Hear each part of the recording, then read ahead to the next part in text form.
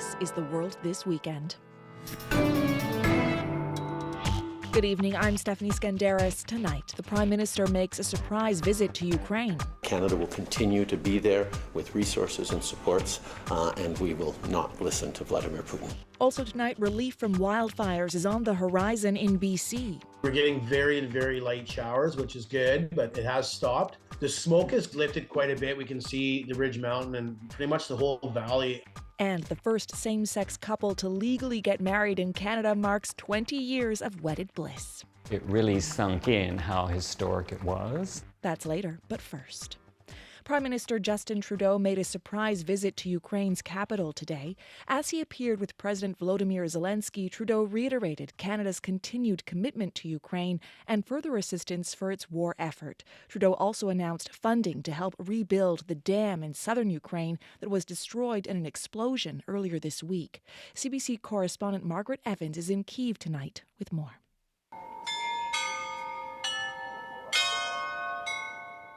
Some 15 months after Russia's invasion of Ukraine, the rituals born of the conflict are well worn into the cobblestones outside of St. Michael's Cathedral in Kyiv.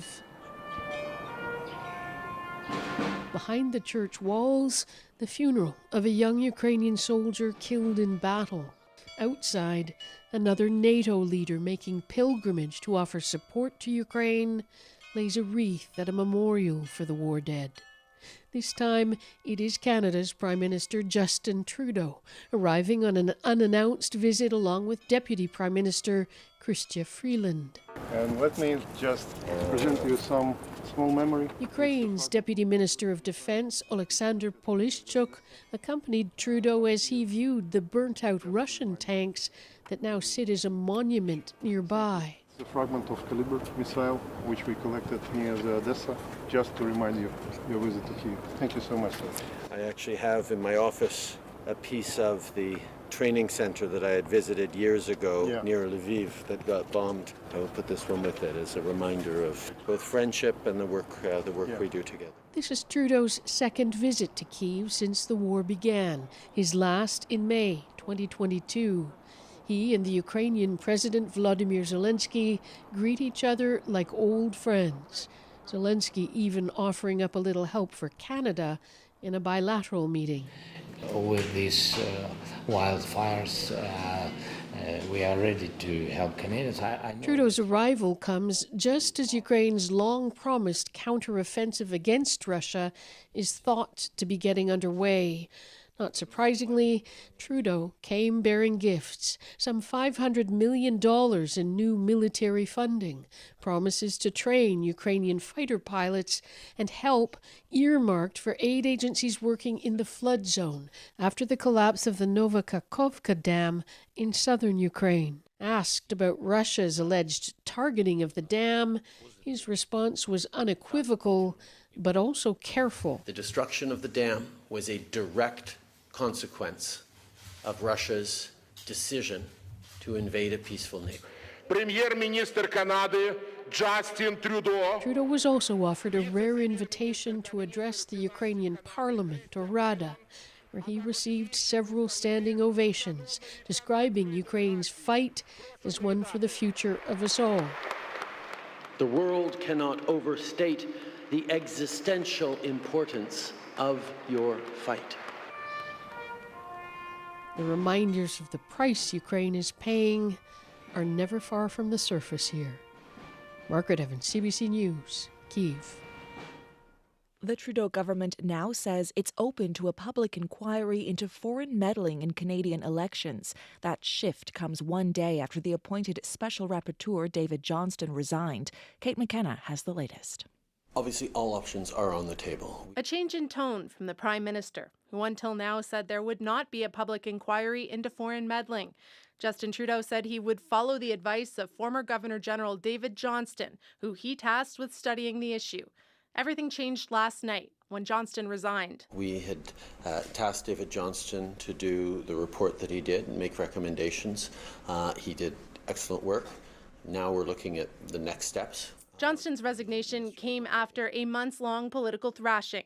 Opposition parties said his long-standing ties to the Trudeau family made him biased and unsuitable for the job. Johnston railed against that allegation repeatedly, but in his resignation letter, he wrote his goal was to restore trust in Canada's democracy, and the highly partisan response to his appointment was doing the opposite. Bonjour, good morning. Today, Intergovernmental Affairs Minister Dominic LeBlanc said opposition parties will play a role in what happens next. The Prime Minister tasked me yesterday with consulting over the coming days experts, legal scholars, and opposition parties on what the next steps should look like. He says finding another person to fill Johnston's shoes may be challenging. Many eminent Canadians will understandably hesitate to step forward to undertake this kind of work when they see what the opposition parties did to the Right Honourable David Johnston. There's no guarantee the opposition will play ball.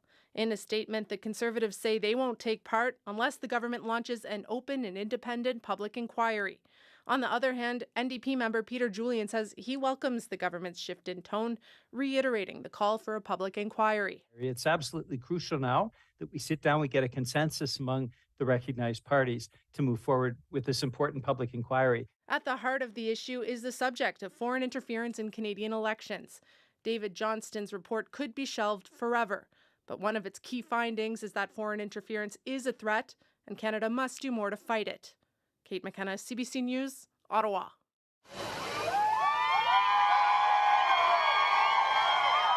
Donald Trump has officially hit the campaign trail with stops in Georgia and North Carolina today. It's his first public appearance since the Department of Justice unsealed its indictment yesterday over classified documents. Trump is facing 37 federal charges over his handling of documents after leaving the Oval Office. In a speech to a Georgia Republican convention, Trump called the indictment an abuse of power by the Biden administration and election interference. Many other Republican presidential candidates have come to Trump's defense, accusing the DOJ of overreach. Trump is expected in court in Miami on Tuesday. Shifting winds and cooling temperatures are helping crews battle a wildfire that was creeping towards the town of Tumbler Ridge in northeastern British Columbia. Winds that were threatening to push the wildfire towards the community did not materialize, but officials say it's still too early to consider lifting the evacuation order. Renee Filipponi has the latest. A fire truck drives past a road closed sign on Highway 52 headed to Tumbler Ridge. The crew will join dozens of others already in the city, working to protect the town from the West Kiskatnaw River wildfire. More than 2,000 residents were evacuated in a hurry on Thursday. Mayor Daryl Krakauka stayed behind. We were getting very, very light showers, which is good, but it has stopped. The smoke is lifted quite a bit. He says despite that good news, the threat is not over. We still know the fire is just over the Ridge Mountain, though. The fire is still there. It's estimated at 23,000 hectares. The evacuation order remains in place. Mayor Krakauka says they are trying their best to communicate with residents, but understand some frustration about how things unfolded so quickly. That'll be a conversation. I imagine people will ask why it was so short. We're trying to get all that information still. It does take a process. The shifting winds are why things are looking a bit better today. Forrest Towers is with the BC Wildfire Service. We didn't receive strong winds that were anticipated, and so we didn't see any significant growth on all areas of the fire. He says because of that, crews are able to more effectively fight the fire. We might get some cleaner air. It's been very smoky, and so might be able to get some more flying done. In Dawson Creek, daycare owner Ava Jagd tidies up the toys in her yard. She is opening up to any evacuees so kids have a place to play. Not worry about what their parents are worrying about and feeding off of their stress. So I couldn't imagine what's going through their little heads right now, not knowing if their homes or their beds or anything are going to be there. Just, you know, mom and dad are worried. Why are mom and dad worried? Some of her family members live in Tumbler Ridge and have been evacuated. I think everybody's a little scared because they don't know exactly what's going on yet. I know everybody's hopeful that things will be positive and, you know, there'll be a good outcome, but I think nobody really knows what's going on right now. There are 2 other wildfires officials in BC are watching closely. The Peavine Lake wildfire, which is just 15 kilometers away, triggered some evacuations along the Alberta border. Its growth has also slowed. And the Cameron Bluffs fire on Vancouver Island is keeping Highway 4 shut down. It connects Port Alberni, Tofino, and Ucluelet with the rest of the island. It's unclear when that will reopen. Renee Filipponi, CBC News, Dawson Creek. So while northeastern BC is seeing a small reprieve, other parts of Canada continue to deal with a difficult and destructive wildfire season. In Quebec, fires continue to burn in the northeastern areas of that province, where hundreds of firefighters are working to contain their spread. And in northwestern Alberta, a terrifying new wildfire has suddenly roared to life. Philip Lee Shannock reports. We understand that this is hard to leave your property, but the reality is that our officials will not be able to help you. A month after the last evacuation order, Christine Beveridge, Chief Administrative Officer of the town of Edson, says there's no choice. Firefighters, many from California and South Africa, are in the province to help. It's Mother Nature and this is a disaster, so we need to make sure that they can do the work that they are here to do. Many from the town of 8,000, just west of Edmonton, found shelter inside the Edmonton Expo Center. The mood inside is pretty somber. They're willingly here. They don't probably want to be here, but at least they have a roof over their head. We're trying to get them. Jerry Clark is the Emergency Support Response Team Coordinator with the City of Edmonton. He says almost 300 Edson residents are here, many with their pets. A lot of people have alternate places to go. I think they were previously evacuated, that they've had the opportunity to look down different channels and maybe touch base with friends and family in different locations. There are currently more than 70 active fires across Alberta. About 25 are out of control. Environment Canada says it's already been a hot and dry spring and is forecasting a high of 29 degrees Celsius for the region, about 10 degrees above normal. But a cold front expected this week could help firefighters. Even if there's rain, it's only a limited effect. In Quebec, where about 140 forest fires continue to burn, colder weather and rain is expected this week. Gerald Cheng is a warning preparedness meteorologist with Environment Canada. Even then, our concern is that, it's not a lot of rain. But is that enough? Public Security Minister Francois Bonnardel says wildfires have forced thousands of people from their homes in northwestern Quebec. We're still having 13,800 people who are evacuated all over Quebec. Firefighters from France and New Brunswick have arrived to help with one of the worst wildfire seasons in the province so far. Christina Dahl is with the Union of Concerned Scientists. She says it's not just in Canada. When we look around the world at wildfire behavior, we see that by almost any metric we look at, wildfires are growing worse. They are burning larger areas, they're burning over a longer fire season, they're burning more severely. And she says rather than accepting this as the new normal, more should be done to reduce greenhouse gas emissions because the problem could get worse. Philip Lee Shannock, CBC News, Toronto. A woman in central Nova Scotia has been fined nearly $29,000 for having an unsupervised outdoor fire while wildfires rage in that province. RCMP say they responded to reports of an open fire yesterday in the community of Lance, north of Halifax, despite a province-wide fire ban. Meanwhile, officials say the largest wildfire in Nova Scotia's history continues to burn out of control today, but is no longer spreading. About 130 firefighters are working to knock down the 234 square kilometre blaze near Barrington Lake in Shelburne County. Manchester City fans go wild in Istanbul. The soccer club has won the Champions League title, beating Inter Milan 1-0. It's a first for the nearly 150-year-old team. Man City is now the second English club to win 3 trophies in a single season. Their rival, Manchester United, achieved that feat in 1999. Manchester City's owner, Sheikh Mansour, made a rare appearance at today's final. It's only the second match the Emirati royal has attended since his private equity company bought the club 15 years ago. Middle Eastern kingdoms have been betting big on sports, from Formula One racing to boxing and even professional wrestling. And this week, many in the golf world were teed off when the PGA announced it is merging with its rival, the Saudi-backed Live Golf. For more on that, we reached Simon Chadwick, a professor of sport and geopolitical economy at the Schema Business School in Paris. He spoke to us earlier from the UK. Simon, why is Saudi Arabia interested in making these large investments in sports and golf in particular? So Saudi Arabia is going through a process of transformation. It has a 2030 national vision that it is seeking to achieve. And in pursuit of that national vision, there are development plans in place, and sport is an important part of it. And this is especially important for Saudi Arabia because it is an economy that is hugely dependent upon oil and gas and is trying to diversify its revenue streams. The global sport economy is probably worth somewhere in the region of about $750 billion, and 40% of that is accounted for by the United States. But alongside that, this is very much about securing the ruling family. And so by investing in sport, it's one means through which to address the needs and wants of this particular population, whilst at the same time it's almost as though there's an implied social contract in place. The government in Riyadh, I think, is very mindful of the Arab Spring. And one of the things that they clearly don't want is gangs of Generation Z consumers, 24, 25, 26-year-olds questioning the government. Beyond that, Saudi Arabia is in need of some image and reputation enhancement. Some people might refer to this as sport washing.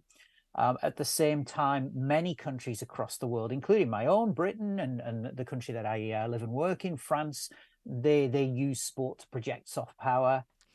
Can I take us back to that term that you use, sports washing? Because we've heard that from other commentators as well. Can you help us understand what that term means exactly and why there's so much concern over it? So sport washing is essentially, as its name implies, it's about cleansing your image.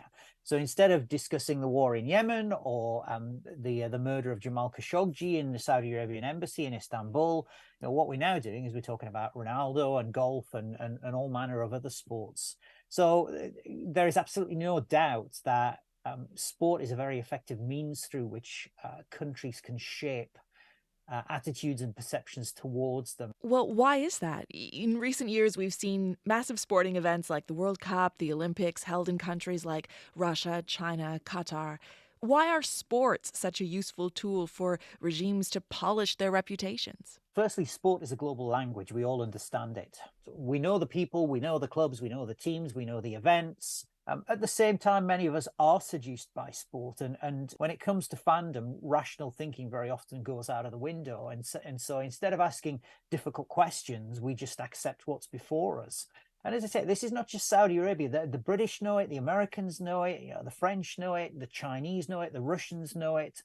And so what we are seeing, I think, is not necessarily something new, but the ramping up of this kind of activity. Mm-hmm.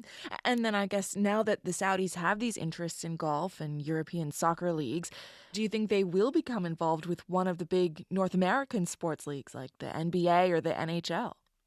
Amongst the rumours that are currently doing the rounds in industry circles are that the Saudi Arabians, specifically the Public Investment Fund, the Sovereign Wealth Fund, which owns Newcastle United, is looking at NBA franchises, is looking at NFL franchises. It's not entirely impossible that it could take over an NHL franchise. Keep in mind that in 2029, Saudi Arabia will host the Asian Winter Games. And of course, ice hockey will be part of that. And so in terms of building their expertise in this field, it's possible. Who knows? Toronto Maple Leafs could be Saudi Arabian owned, possibly at some stage in the future. So I think at this point, nothing's off the table, and we should expect anything because the Saudi Arabians have got deep pockets and are certainly looking to promote their interests through investments in sport. All right, really interesting, Simon. Thank you so much for your time. Thank you. Simon Chadwick is a professor of sport and geopolitical economy at the Schema Business School in Paris. We reached him in the UK. The Toronto Raptors' hunt for a new head coach has come to an end. Multiple reports say Memphis Grizzlies assistant coach Darko Rajakovic is being offered the job. Rajakovic previously spent 1 year with the Phoenix Suns and 5 seasons with the Oklahoma City Thunder. The Raptors fired previous head coach Nick Nurse about 2 months ago. Nurse, who led the Raptors to their only NBA title, is now head coach of the Philadelphia 76ers.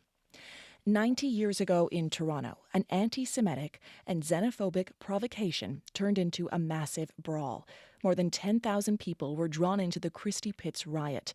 More recently, some Toronto students got to experience the riot firsthand as a play. Deanna Sumanak-Johnson reports. In 1933, we Jews, we live south of Harbord Street.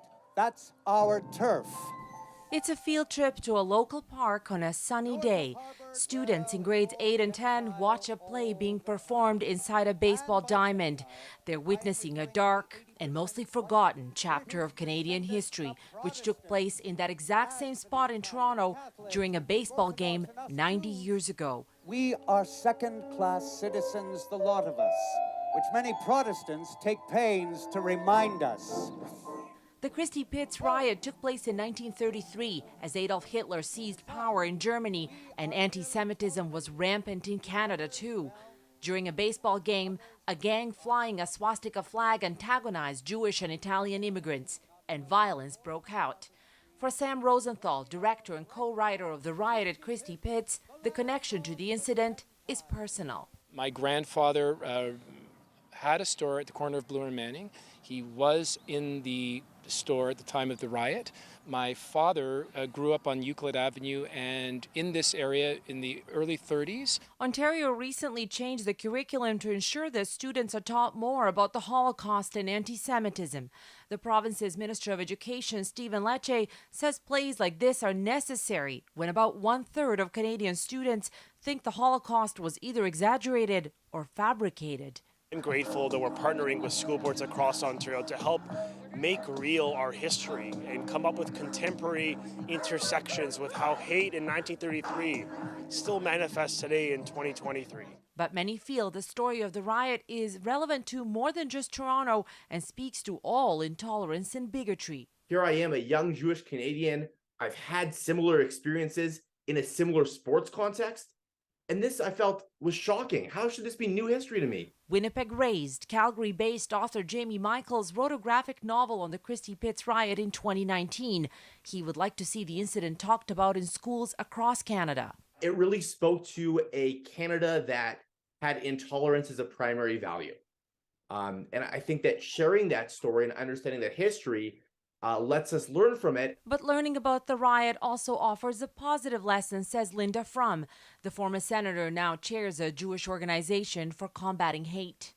Part of the story is how the two communities, the Jewish community and the Italian community, came together to defend each other and to protect each other. And there is a broader lesson there about solidarity between communities. The play left an impact on the kids who got to see it first. We could mainly learn that, oh, hey, this has happened before and it could happen again. So, learn from past mistakes that have happened before.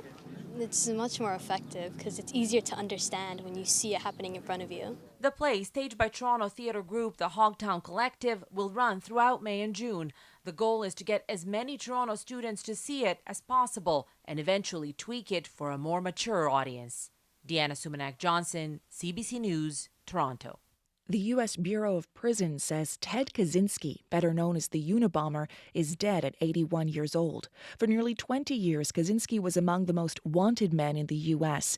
Beginning in the late 1970s, his bombing spree killed 3 people and wounded 24 others. In 1995, The Washington Post and The New York Times published his manifesto. In it, he wrote that his terrorism was motivated by his anti-technology beliefs. His brother recognized the writing style and reported his concerns to the FBI. Ted Kaczynski was arrested the following year. He pleaded guilty to his crimes and was sentenced to life without parole. He was found dead in his prison cell this morning. You're listening to The World This Weekend on CBC Radio. I'm Stephanie Skandaris. For one Toronto couple, today's date, June 10th, is a major milestone. It's not only Michael Leshner and Mike Stark's 20th anniversary, they are also celebrating their role in Canadian history as the first same-sex couple to legally get married. Philippe de Montigny tells us their story and about the others who came before. Michael Leshner and his husband Mike Stark dig through old photos and newspaper clippings. On June 10th, 2003, the Ontario Court of Appeal ruled in favor of same-sex marriage. When I got the decision, it was just exhilaration. Known as the Michaels, to be lawfully married spouses. A few hours later, they exchanged their vows and rings in front of dozens of microphones and cameras. The people who were attending it was the press. it really sunk in how historic it was. The photo of their first kiss as a married couple made international headlines. While the Michaels are generally seen as the progenitors of marriage equality in Canada, another couple actually received the Ontario government's seal of approval 2 years earlier. It was a very holy mistake. Reverend Sherry DeNovo officiated that wedding in Toronto, marrying Paola Barrero and Blanca Mejias. DeNovo applied for the marriage certificate using a bands form that does not require the spouse's gender to be specified. They filled those out, and of course they had Latin names, so Paula. The clerk clearly thought that was a man's name. The Ontario Registrar's Office in Thunder Bay issued the certificate, later calling it a mistake, though it never revoked their license. So in a sense, the law caught up to us. It only became legally recognized after we won. The Michaels say all of these unions should be celebrated, but they firmly believe it was their court case and the June 10th decision that ultimately paved the way for the legalization of same-sex marriage nationwide.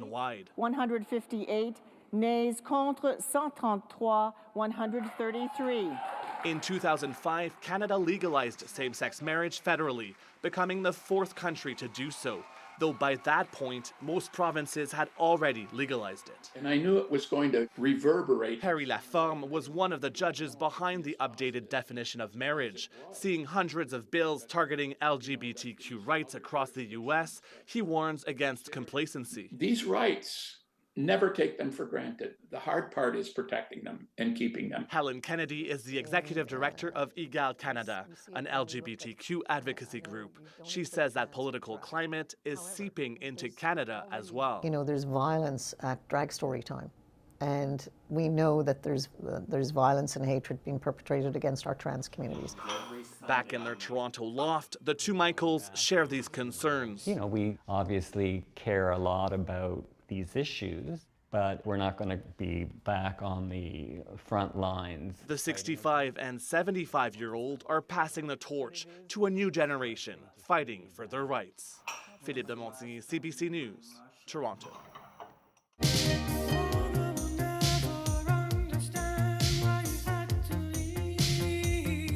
The wedding of Michael Leshner and Mike Stark was one of the firsts in LGBTQ+ history in Canada. It also made us think of one of the lasts. Nearly 60 years ago, Everett Clippert became the last Canadian to go to jail for being gay. The 39-year-old from Saskatchewan had been questioned for a suspicious fire in the Northwest Territories where he was living. He was cleared of arson, but he told officers he was gay, and that kept him in custody for the next 6 years. Clippert appealed the decision, including with the Supreme Court, but that was dismissed.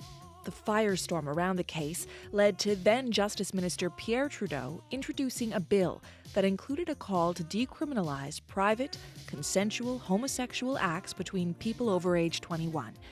And it led to Trudeau delivering this famous line in 1967. There's no place for the state in the bedrooms of the nation. The bill became law in 1969, decriminalizing homosexuality in Canada. But Clippert wasn't released from jail until July 1971. He died in 1996 at age 69. In 2016, Prime Minister Justin Trudeau gave him a full pardon.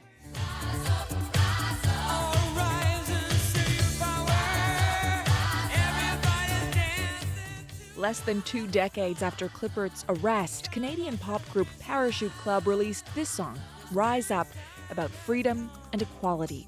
And the group performed it at the Toronto Pride Parade that June of 1983. We'll leave you with a little more of Rise Up on The World This Weekend. I'm Stephanie Skandaris. Good night.